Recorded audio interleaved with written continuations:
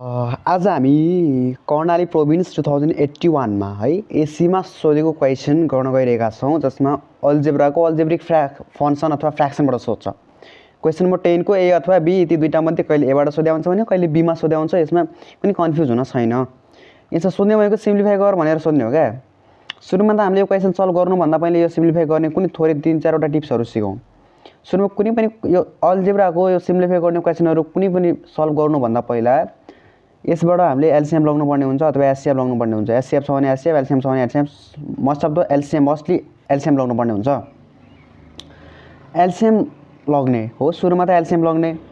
त्यसपछि कुरा आउँछ के भनेपछि के गर्ने त है, यो क्वेसनहरु गर्दा कसरी के गर्ने भन्ने हुन्छ क्या। सुरुमा त हामीले एलसीएम लगाउँ। जस्तै क्वेसन दिएको छ b - 1 - 1 अपन b + 1। एउटा सिम्प्लिफाई गर्ने एउटा फर्मुला छ क्या। त्यो फर्मुला हो सुरुमा कमन फ्याक्टर हेर्नुपर्छ भनेको छ है। त्यसपछि यो के भन्छ, यो त्यसपछि फर्मुला हेर्नुपर्छ भनेको छ है, सूत्र हेर्ने। त्यसपछि चाहिँ फ्याक्टराइज लास्टमा गर्ने भनेको छ के। यसमा हामीले कमन फ्याक्टर हेर्नु पर्यो। त कमन फ्याक्टर छँदै छैन हो, छैन भने केमा जानु पर्यो, त्यसपछि जाने। अब त फर्मुला पनि छैन भने लास्टमा हामीले फ्याक्टराइज गर्ने भने हो के, बुझ्यो नि। अब यहाँ हेर सिम्प्लिफाई गर्ने भने कसरी भने नि, सिम्प्लिफाई सुरुमा कमन फ्याक्टर इन्टु, बुझ्यो नि, सुरुमा कमन फ्याक्टर हेर्ने, त्यसपछि फर्मुलामा जाने, बुझ्यो, फर्मुला हेर्ने। लास्टमा फर्मुला पनि मिलेन भने के त फ्याक्टराइजमा जाने भन्छ क्या। लास्टमा फ्याक्टराइज गर्ने हो। यसमा सीएफ पनि मिलेन हो, फर्मुला पनि छैन, केही पनि आएको छैन फर्मुला हो। हामीले के छ त फ्याक्टराइज गर्नुपर्ने छ। फ्याक्टराइज पनि मिल्दैन भने त्यो क्वेसन भने भ्यालिड छैन। त्यो भने के त इम्पोसिबल क्वेसन हो।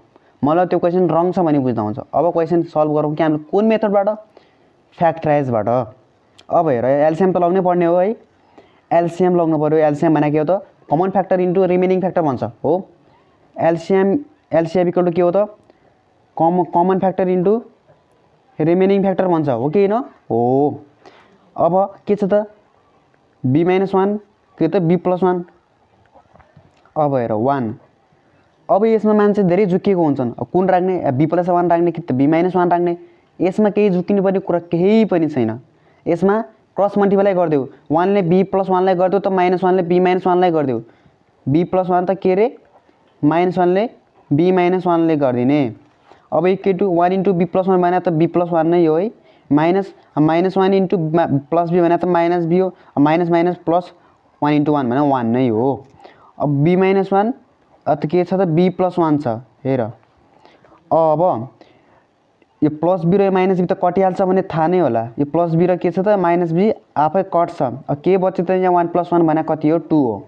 b - 1 त b + 1 भने के हो, a - b त a + b भने के भन्छ यसलाई, यसलाई भन्ने भनेको a² - b² हो। मतलब अब b - 1 त b + 1 भने के भयो त b² - त्यो 1 को स्क्वायर भनी बुझ्दा हुन्छ।